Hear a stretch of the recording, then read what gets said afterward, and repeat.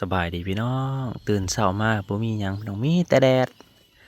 ฝนกับบ่ตกมีแต่แดดกับแดดพี่น้องเอ้ยเบิ่งนึกว่านี่แดดได้แดดดีแต่ฝนที่ตกเมื่อคืนนี่ก็บ่ตกพอให้ฮู้ว่าตกปักแป๊กปักแป๊กแล้วก็ไปปีนี้หนักหน่วงแฮงอีหลีฝนตกแต่ตำอิดนะคือตำอิดนะแต่ว่าเขตอื่นน่ะได้กินมะขอสุกล่ะทั้งเฮายังบ่ทันสุกอยู่มันเป็นหลาเนี่ยมะขอปีนี้ก็พอแล้วจะนำยามดำหน้าบ่สิได้กินมะขอร้อยแจ่วแซ่บๆเนาะ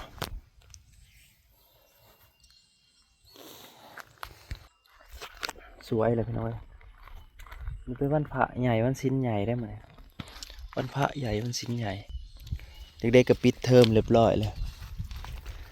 ปิดเรียบร้อยพี่น้องเอ้ยถือว่าจบแล้วเรียนมาเริ่มแต่เดือนเก่าจนหอดเดือนหา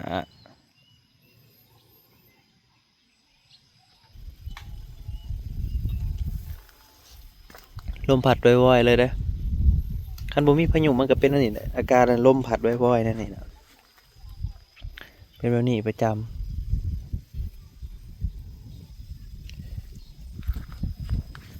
พออยู่กระท่อมน้อยก็ได้เย็นจ่อยๆอยู่น้อยบ่ฮู้ทางไปเราได้แบบนี้เบิ่งแดดแล้วบ่ฮู้ทางไปเลยสิไปทางใดแล้วนี่วันพระพักผ่อนอีกบ่มีทางไปเด็กหน่อยก็ดูละครอยู่เที่ยงนาพุ่นละพูนมีแต่แดดกับแดด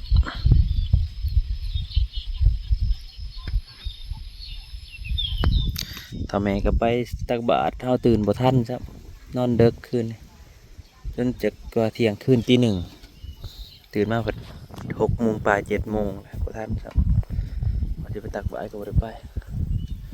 โอ้ลมไม่ห้อยพี่น้องเย็นอยู่ยามเช้านะพออยู่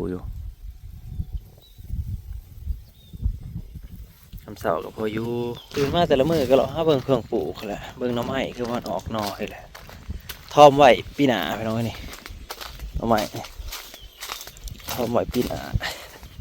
เทื่อได้ขายได้หลายผักสะอมก็มีปลูกไว้กำลังเป็นที่มาปลูกอยู่หน่อไม้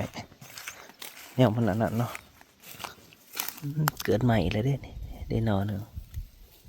หน่อขาวมันหน่อยตอนนี้ก็ยาวแล้ว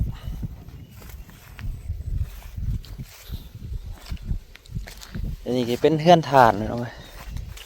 ถ่านซื้อน้ำพะหย่อยเต็มอยู่นี่เลยถ่านเอาไว้เต็มอยู่นี่ไว้ดังยำหน้าไว้ดังยำหน้า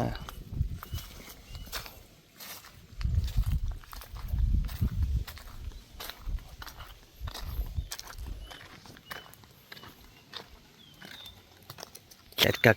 กะเอาไปน้องไอ้หอนท่านั้นเลยฟึดเลยความหอน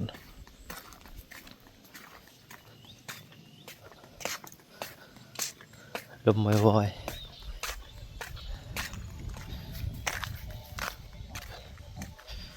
ดูละครนะเด็กน้อยพักแล้วเตรียมตัวลงใหญ่เห็ดหน้าแล้วพักผ่อนอาหารเช้ามันได้มาแต่งานบุญคืนนี่แหละตำหมึกแตงกินเลย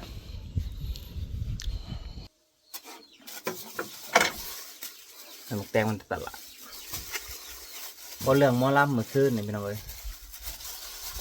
บ่มีคนจ้างเขาเจ้ากระลำเลยแต่พอตื่นเช้ามาแล้วก็มีแบบว่าว่าคนใจดีหรือว่าเขาเจ้ามีเงินมีคำแหน่เด้บางคนรวยเจ้าก็ซอยค่าน้ำมันได้ซอยร้ายเตะซอยร้ายจนที่ว่าได้ร้ายเติมมาแหละคนรวยเพิ่นใจดีแหน่เด้เป็นซอยร้ายคนซอยกันเข้ามาแต่ถือว่ายังโชคดีอยู่เพราะว่าราคาหม้อลำกับทั้งเฮ้านะขนาดซ้ำนี่กับลัก60,000 บาท มาล่ำกับม่วนแต่ว่าคือว่า แต่เป็นตะวิทเพิ่นกับสีเศร้าล่ำอะไรเพิ่นว่าเพราะว่าบ่มีคนจ้างเนี่ยเพิ่นก็ว่าสีเศร้าล่ำแต่เพิ่นเห็น FC เพิ่นที่ว่ามานั่งถ่าที่ว่าเตรียมสีล่ำแล้วเพิ่นก็เลยตัดสินใจว่าบ่มีคนจ้างก็ตามเพิ่นก็ล่ำถือว่าผู้ใจสมควร แต่ว่าก็ยังโชคดีอยู่ที่เพิ่นก็มีคนใจดีซอย ใจดีเลยเพิ่น คนรวยอันกระเจ้าซอยร้ายเติบเด้ซอยร้ายหมื่นเติบอยู่ก็ยังโชคดีพอได้ขาน้ำเมือกน้ำมันขาอยู่ขากิน ตื่นเช้ามาก็โอ้ดีใจนำพระเจ้าเด้ที่ว่ามีคนซอย เพราะว่า ตามที่เว้ากัน คนที่จ้างนะคือเป็นพระนั่นแหละเซ็นสัญญาตามจริงเซ็นสัญญาต้องมีเงินมัดจำนะแต่ว่านี่บ่ได้มัดจำเลยบ่ได้มัดจำจักหมื่นเลย เจ้าก็เสียใจว่าเป็นพระนี่แหละคือสิบ่ตัวบ่ยังดอกบ่แล้วพระเฮ็ดแล้วว่าบ่ออกเลยรักหน่วงขนาดฮักก็เคยเห็นนี่แหละพี่น้องเอ้ยเรื่องแบบนี้ แต่ว่าคือว่าแหละทั้งฝั่งไทยก็เป็นข่าวดุอยู่เนาะที่ว่าเบี้ยวขาหมอลำนี่นะ แต่ว่าทั้งฝั่งลาวเนี่ยฮะก็จะเห็นครั้งแรกเบี้ยวกับโมเมนคนโมเมนชาวบ้านเด้ผ่าเบี้ยวก็ยังบ่ฮู้แน่ๆดอกว่าจุดท้ายคือว่ายังผ่าอาจจะถือทิ่มผ่าป่าตัวคือกันบ่หรือเดาใดก็บ่ฮู้คือกันเดี๋ยวเราไปหาผ่าป่าอะไรผ่าป่าบ่มาตัวคือกันบ่หรือเดาใดก็บ่ฮู้เรื่องเล่าวที่แท้จริงเป็นอะไรเป็นพระแท้หรือว่าพระอันมาตัวมาหลอกคือชื่อบ่คือยังไงอันนี้ก็ บ่ฮู้แต่ว่าเขาเจ้าก็ตามจับกันอยู่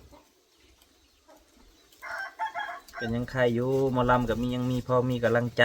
ลำแล้วก็พอได้เงินนั่นซื้อน้ำมันซื้ออยู่ซื้อกิน ได้ก็ประมาณ20 ล้านหัวจัก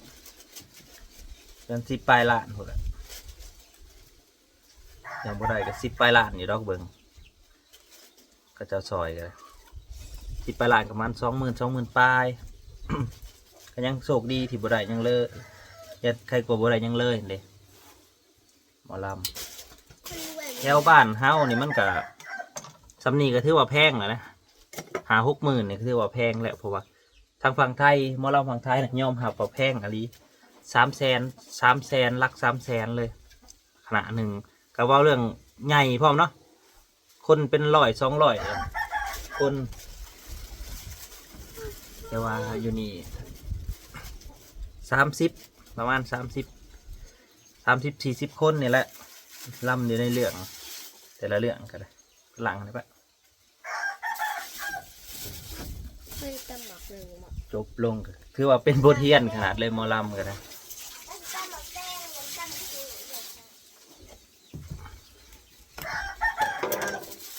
แล้วเอาผลตำหมักแตงกันหน่อยตำหมักแตงก่อนโอ้ตำหมักแตงขนมไว้กินข้าวเช้า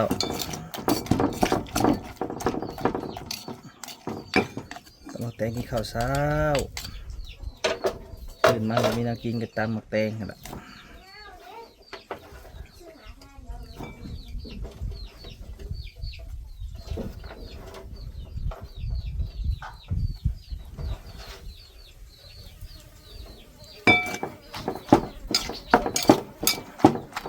แมงวันอย่ามากวนแล้วแมงวันเอ้ยปั้นเขาให้ได้หน่อยทางเสาเขาเป็นหมักแตงแต่หมักแตงแซ่บๆน้ำกัน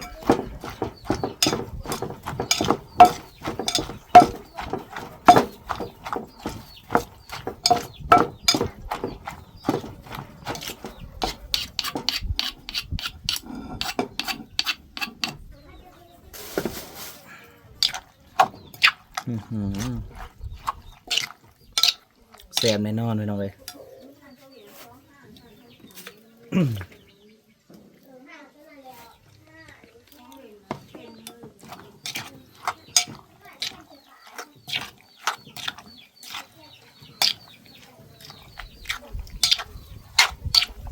ซิมมันก่อนโอ้ยแมงวัน